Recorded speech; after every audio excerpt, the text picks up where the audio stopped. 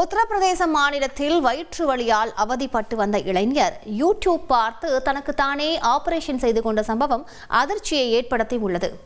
இது தொடர்பான கூடுதல் தகவலை செய்தியாளர் ரமேஷ்குமார் வழங்கிட கேட்கலாம். ரமேஷ்குமார், என்ன நடந்தது?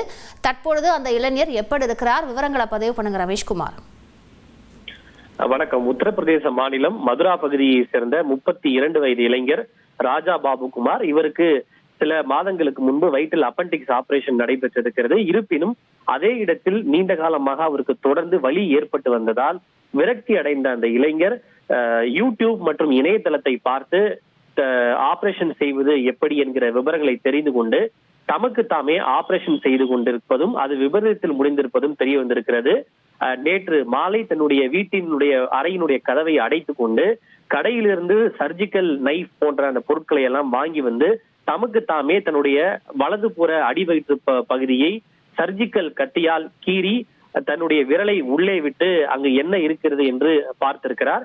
அப்போது அந்த கீறல் போடும்போது அது 7 இன்ச் நீளத்திற்கு கீறல் ஏற்பட்டிருக்கிறது. இது மட்டுமின்றி அவர் அந்த கீறி வயிற்றுக்குள்ளே கத்தியை விட்ட போது அது மிக ஆழமாக சென்றதை தொடர்ந்து வலி அதிகரித்ததோடு அவருக்கு இரத்த பெருக்கும் நிற்காமல் ஏற்பட்டிருக்கிறது. இதனை தொடர்ந்து அச்சமடைந்த அந்த இளைஞர் கதவை திறந்து வீட்டில் உள்ளவர்களிடம் தமக்கு நடந்ததை கூறியிருக்கிறார். உடனடியாக வீட்டில் உள்ளவர்கள் அச்சமடைந்து அருகில் இருக்கக்கூடிய மாவட்ட மருத்துவமனைக்கு அவரை அழைத்து சென்றனர். அவருடைய நிலைமையை பார்த்து அச்சமும் ஆச்சரியமும் அடைந்த மருத்துவர்கள் அவருக்கு முதலுதவி சிகிச்சைகளை அளித்து அவருடைய நிலைமை மோசமாக இருப்பதை உணர்ந்து அவரை ஆக்ராவில் உள்ள மிகப்பெரிய மருத்துவமனைக்கு சிகிச்சைக்காக அனுப்பியிருக்கிறார்கள்.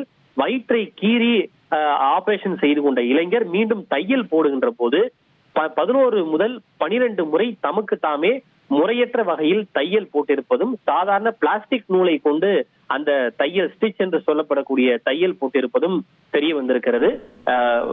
இளைஞருடைய நிலை தொடர்ந்து மோசமாகவே இருப்பதாகவும் மருத்துவர்கள் தெரிவிக்கின்றனர்.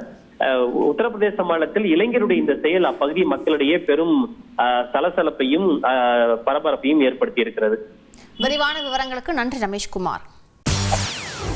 செய்திகளை உடனுக்குடன் தெரிந்து கொள்ள உடனே சப்ஸ்கிரைப் பண்ணுங்க.